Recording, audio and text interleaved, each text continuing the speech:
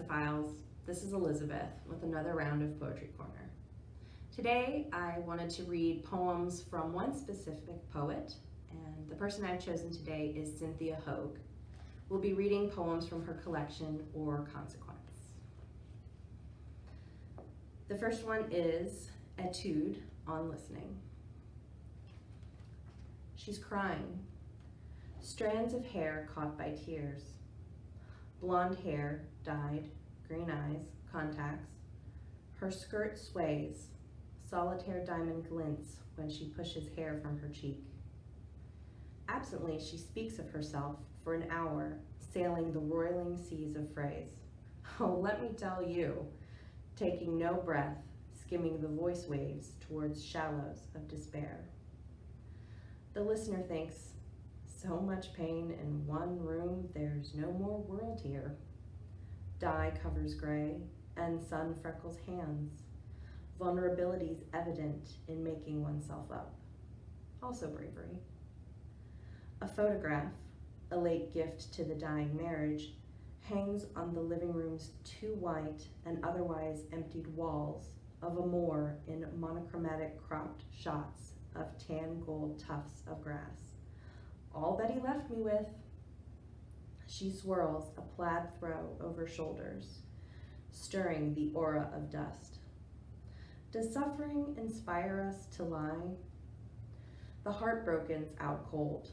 The soul surgeon scoops up truth like a tumor. Get it all? The listener, cooing comfort, loudly, though accidentally, yawns. And she who was crying falls silent. All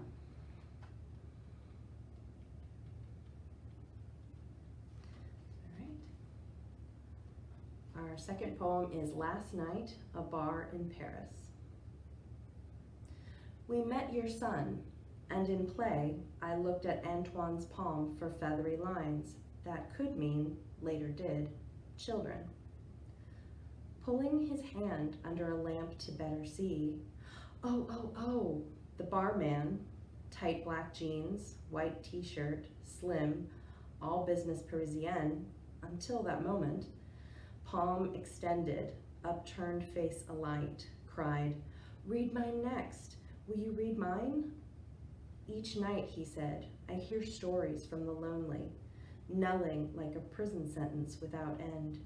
So sad, I sometimes feel like I'll break down myself. I studied his hand. Votre vie d'amour est compliquée?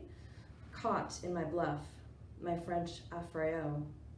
Then outpoured those secrets born to strangers, his strange gift and mine.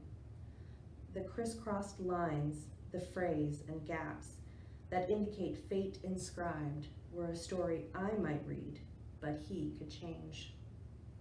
I pointed to a star.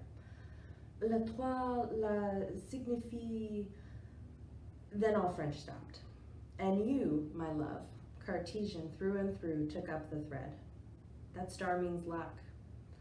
How telling the heart that's written on a hand I'd held for half an hour. Will I find someone?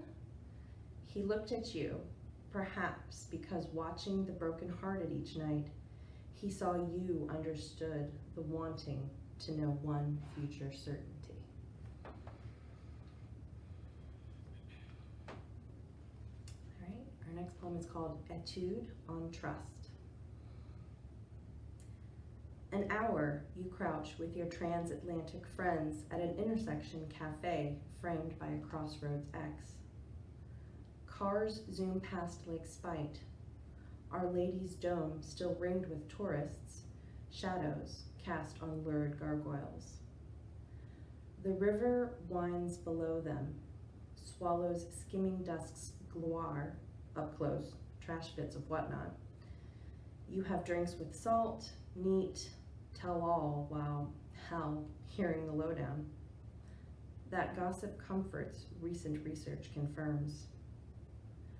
With friends, what you've revealed goes nowhere you don't want it to, and you in turn their secrets keep.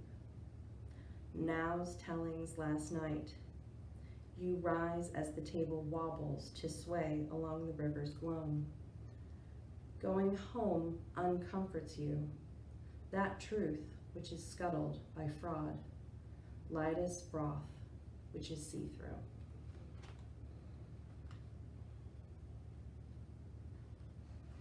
Our next one is on Or Consequence, which is the title of the collection. Only the wheat moved. I did not move, not even my eyes. Say that I was stunned, staring as if I had looked at the Medusa, looked impossibly. Looking could not make meaning. Wind lifted my hair, and I lifted my eyes. Leaves were golden, oak I think, fall I think, cerulean sky.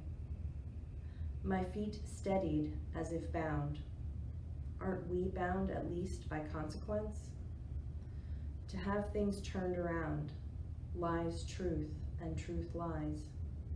Within, upon which so much, the ochre fields bluing as shadows trail behind towering, darkening clouds, bringing to mind, bringing up, wind ruffling my dress, my eyes narrowing with the water. And our last poem today is called The Bridge. Whose dark arch straddles the river, houses waver upon, flat as the large leaves of plane trees, which punctuate like questions the rose roofs with green that paddle boats ripple apart, then zip up. The saints perched to launch look down at us, we flawed strangers to the rudiments of iconography. All lost to onlookers who read meaning into the brass plate that hand after hand passing over has polished. An impression of import, a gate, a tower, the open-mouthed crier running past. You sip the bitter to dull grief, but it does not help. I am silent, not having your language, nor this cloud tongue, the wispy and thunderous. Regard the castle to which all come but none stay, and the cathedral rising in its circle lit from below, so its spires gash black. We are lost, for narrow streets, labyrinth town, but there's the river, and we think there's hope.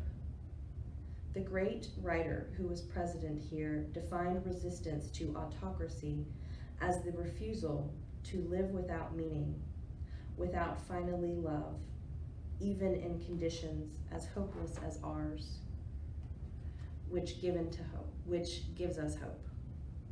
A gift, a present cast into the unknown. What we know is hope, and say, we are hopeful, we have hope. That will do it for today. Thank you so much again for joining me, and I'll see you next time. Hello, fellow Lexiphiles. This is Elizabeth with another round of poetry. Today, I'm reading poems about gratitude from the poetry app developed by the Poetry Foundation. So let's get started. The first poem I want to share with you today is called As If by J. Rosser. How do you explain why elephants appear to move their unwieldy hulks with greater dignity than most humans do in their finest moments, as if they had evolved beyond wanting anything but what they have? Why does the field begin to ripple before the wind arrives in whispers, as if there were a communication, as if the landscape were poorly dubbed and we weren't expected to notice? What butterfly does not dart away from us, as if it could sense our latent cruelties, and yet return to check and double check? Has the night not gotten recently darker, as if to insinuate that we have squandered the light that was there? Have we made too much of our own? And did you notice afterward the dawn opening up with a tentative eagerness, as if there were something crucial to illume, as if we would wake up early just to see it? I imagine you reading this now with an expression of quiet trouble, itself troubled by currents of hope, as if you imagined me here with you, as if I might be able to see your expression and at least answer it with mine.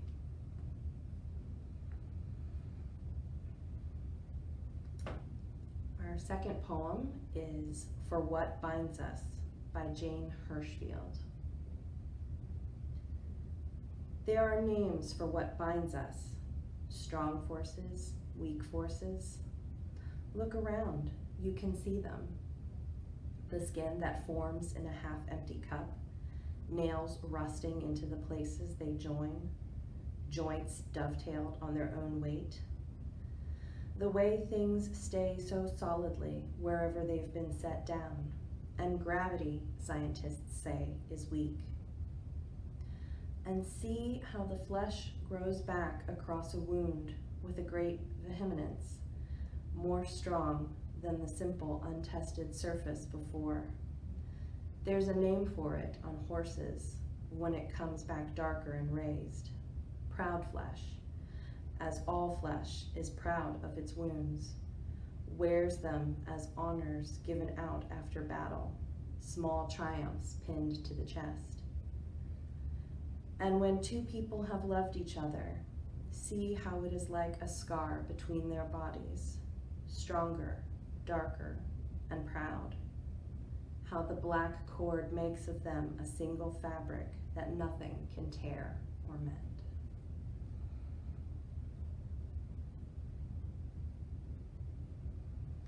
All right, our third one is called May You Always Be the Darling of Fortune by Jane Miller.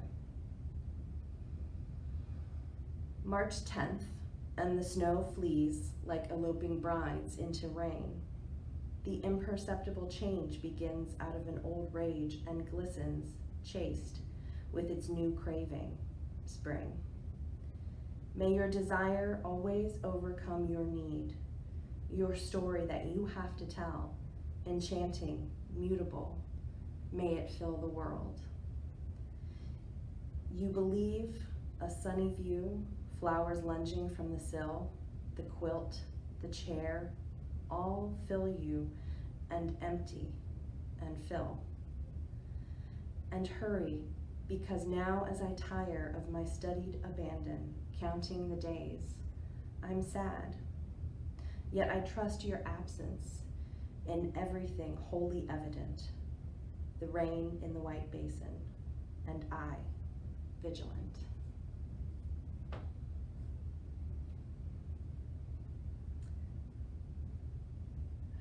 Our next one is by Mary Carr, who is known more for her memoirs, but this is actually a poem by her. I read somewhere that if pedestrians didn't break traffic laws to cross Times Square whenever and by whatever means possible, the whole city would stop. It would stop. Cars would back up to Rhode Island, an epic gridlock not even a cat could thread through. It's not law, but the sprawl of our separate wills that keeps us all flowing. Today, I loved the unprecedented gall of the piano movers, shoving a roped-up baby grand up 9th Avenue before a thunderstorm. They were a grim and hefty pair, cynical as any day laborers. They knew what was coming. The instrument white lacquered, the sky bulging black as a bad water balloon, and in one pinprick instant it burst, a downpour like a fire hose. For a few heartbeats, the whole city stalled, paused, a heart thump, then it went all staccato. And it was my pleasure to witness a not insignificant miracle. In one instant, every black umbrella in hell's kitchen opened on cue, everyone still moving. It was a scene from an unwritten opera, the sails of some vast armada.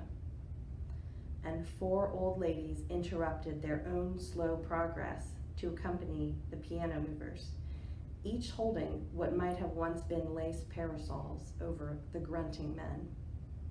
I passed next the crowd of pastel ballerinas huddled under the corner awning in line for an open call, stork-limbed, ankles zigzagged with ribbons, a few passing a lit cigarette around. The city feeds on beauty, starves for it, breeds it. Coming home after midnight to my deserted block with its famously high subway rat count, I heard a tenor exhale pure longing down the brick canyons. The steaming moon opened its mouth to drink from on high. And finally, a short one to wrap us up. This is One Day by Robert Creeley. One day after another, perfect, they all fit. Thank you so much for joining me, and I look forward to seeing you again at Poetry Corner.